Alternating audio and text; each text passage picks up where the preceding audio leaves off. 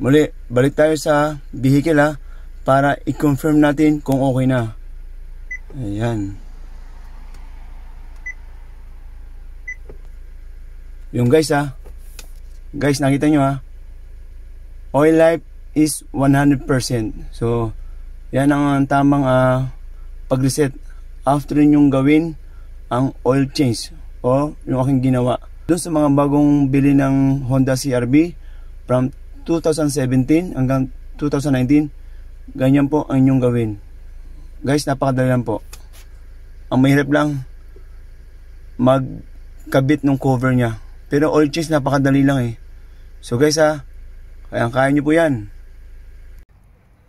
Magandang araw sa inyo lahat. Muli ako ay mag-change oil ng aking sasakyan, Honda CR-V.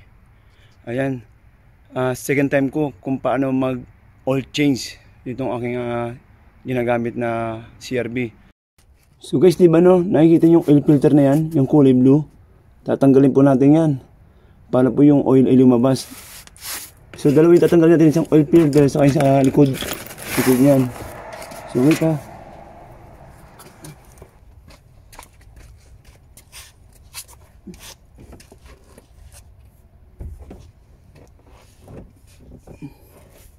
So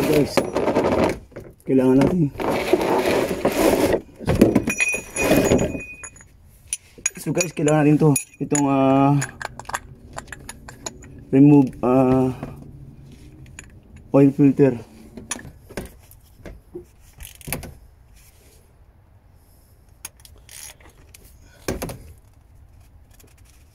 Yan guys, lumuluwag na ha. Ayan guys ha. Guys, lumuluwag na guys. Pag ganun na, paabante ha. So kailangan natin kung nagsasalo sa oil. Ito na. Ito na guys, ang oil lalabas na guys.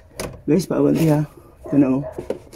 So guys ha, ito how to remove the oil filter. Ito na. Ayan na guys, tumutulo na.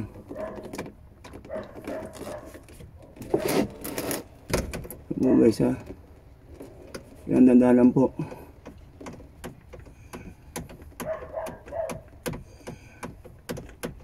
Ay, ito na guys, lalabas na. Yan. Grabe guys, ang dumi ng oil. Yan, napakadumi po. Una pa lang yun ha. Una pa lang. Tapos itong ano guys, itong tornilyo, ito yung pinakang ano niya, head niya. Yan yung maraming ulan lumalabas dito po sa tornilyo na to. Tatanggalin natin to ha. So yan, kailangan meron kang basahan palagi. Kailangan may basahan kayo para ano, para matanggal tong oil. Ayan. Tapos gamit kayo itong socket, 17 socket. Ito guys ha, gamit kayo nito. Tapos itatanggalin natin guys. Yan, oil natin.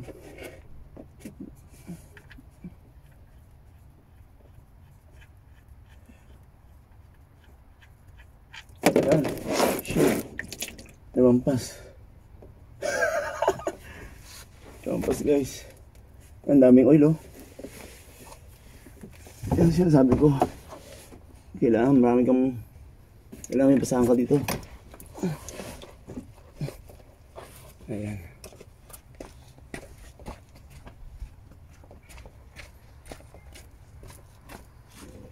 Ayan guys ha.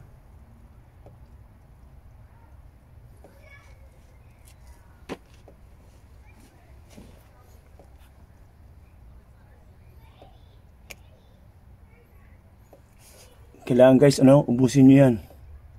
Di ba? Tumutulo pa oh. Tumutulo pa yung oil.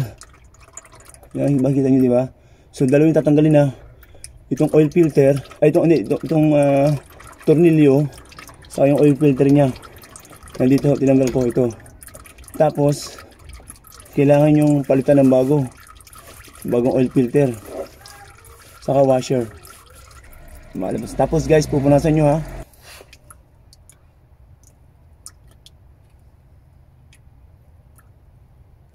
Ayan guys ha. Kailangan tinan nyo palagi.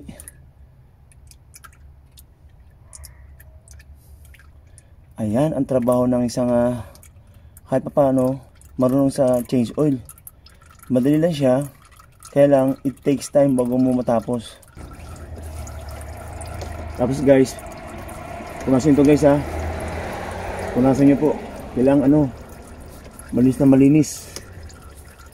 Ayan, habang tumutulo yun, punasan nyo naman to. Ayan, punasan nyo yan.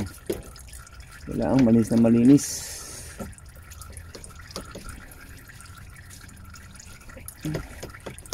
Ayan to guys ha. Ayan guys, malinis na malinis yan. Ayan, may tumutulo pa eh. Para guys yung kotse nyo ma-maintain. Para ma-maintain yung ano nyo. Para ma-maintain yung linis. Hindi. Para ma-maintain yung kotse nyo na malinis yung oil. Yan. Ngayon guys, dati kasi 10,000 kilometers. Ngayon ginagawa ko 5,000 kilometers. Pinapalitan ko na. Para maganda yung takbo, smooth palagi. So guys, kukuha ko ng oil filter.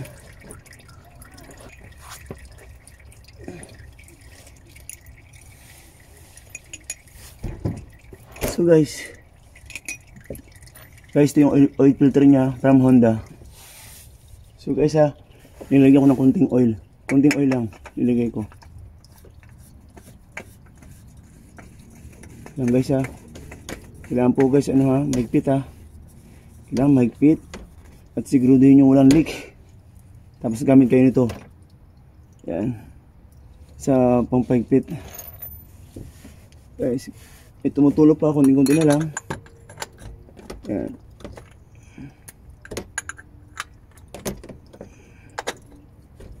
Yan.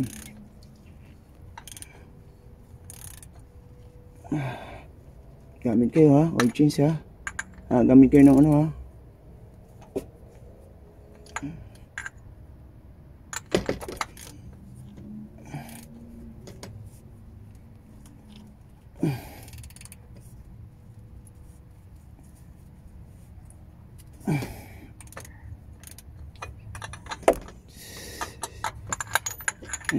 Ayan guys, sigurado yung mahigpit guys Ayan. Yes, salamat sa Diyos. Tapos guys, ito tumutulog pang konti. Ayan, ito yung guys kailangan sigurado nyo konti lang tulo o wala nang tumutulo. Tapos hanapin nyo yung hanapin nyo yung tornilyo. Guys ayan, ito yung tornilyo guys kailangan yung washer palitan. So yung washer ito guys, wala yung washer, pwede pa kailangan maganda palitan ng bago. So guys, ito na yung bago bagong washer. Ito yung luma. Ito yung bago Tapos guys, itong bolt kailangan punasan na maayos. Kailangan punas na punas. Ayan guys, kailangan maayos yung pagkakapunas. Balay ko pwede nang ibalik itong bolt kasi wala nang tulo So guys ito yung washer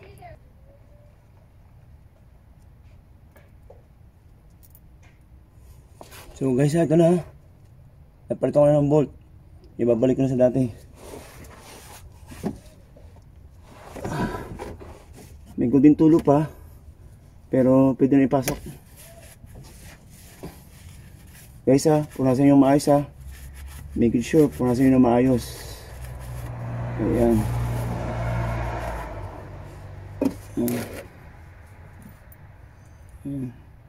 Pasok na natin to guys. Ayan. Pasok natin maayos. Ayan. Ayan. Tapos higpitan na natin. Tanggalin na natin tong ano, itong maduming oil para meron kang espasyo.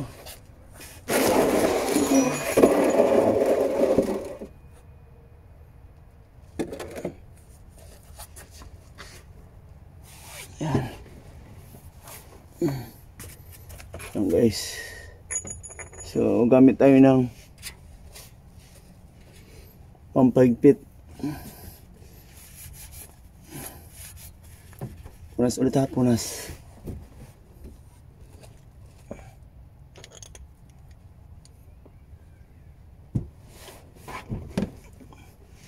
Gamitin ng sakit. 17mm sakit. Ito guys ha. So kailangan higpitan natin ha. Ayan. Ayan guys. Ayan.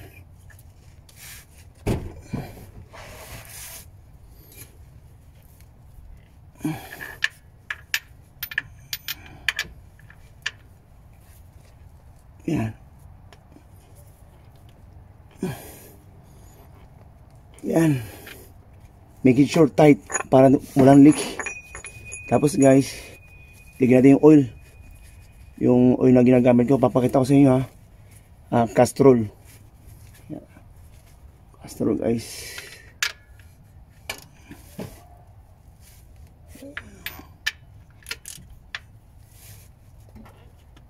Yan, higpit na guys. Kailangan lahat double check guys eh. Guys, kailangan lahat double check. Kasi nagdadrive ka na malayo. Siguraduhin mong mahigpit na mahigpit yung ano, yung lahat na kinakabit mo. Ayan. Ayan, higpit na talaga. Oh, higpit na. Ayan, ngayon papakita sa inyo ano paglagay ng ano ng oil. So guys yan ang aking gamit na oil. Castrol Edge SAE 0W-20. Ayan po. From US yan. Stronger under pressure. Blue with titanium. Ayan o. Guys, napakaganda. So yan guys 3.2 liters. Yan. Maganda, meron kayong ano, panukat para sigurado eksakto yung sukat.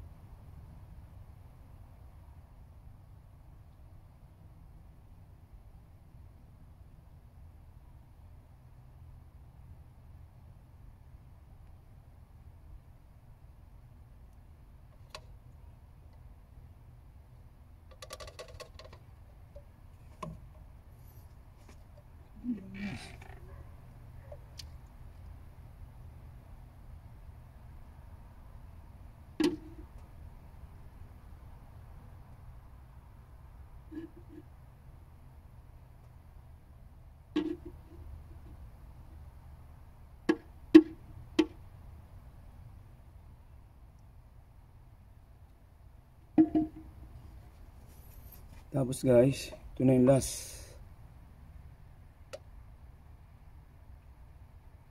Tapos guys, i-start natin kung may leak ha.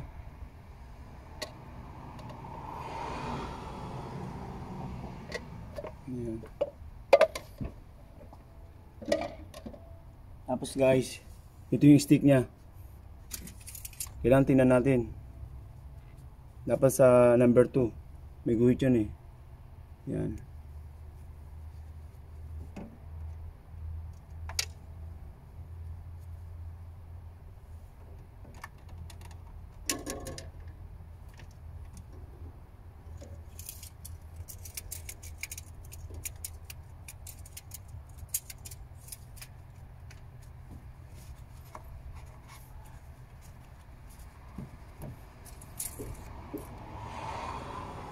Ayun guys, pasok na.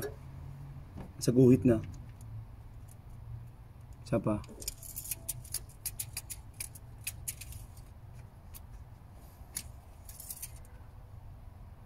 Oo guys, pasok na. Start natin ha. Tingnan natin kung may leak o wala. Para the best po. Tapos takluban natin ha. So takluban natin. Making sure walang buhangin. Ayan. Guys ha. Takluban natin ha. Ayan. Kailangan tight.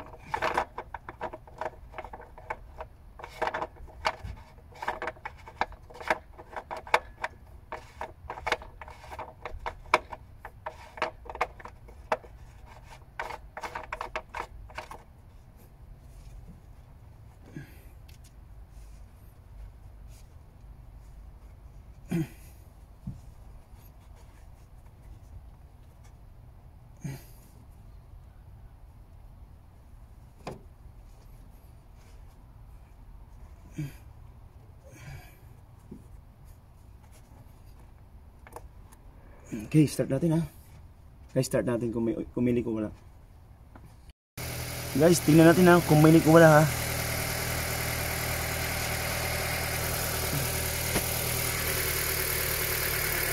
Wala no. Walang tumutulo eh no. Oh, walang tumutulo.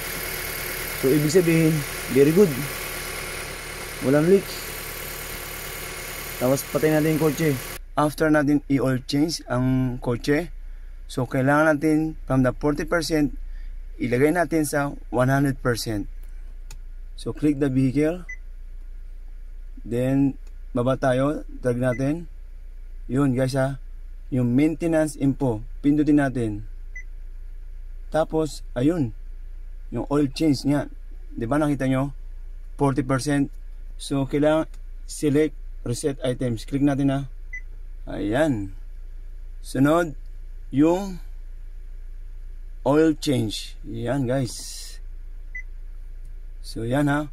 From the 40%, reset natin ha. Ayan. Maintenance has been reset. Okay. So click natin okay. So ayan guys ha. Muli, balik tayo sa vehicle ha, para i-confirm natin kung okay na. Ayan. Yung guys ha. Guys, nakita nyo ha. Oil life is 100%. So, yan ang tamang pag-reset. After nyong gawin ang oil change. Doon sa mga bagong bili ng Honda CR-V from 2017 hanggang 2019, ganyan po ang inyong gawin. Guys, napakadali lang po. Ang mahirap lang magkabit ng cover niya. Pero oil change napakadali lang eh. So guys ha, kaya nyo po yan.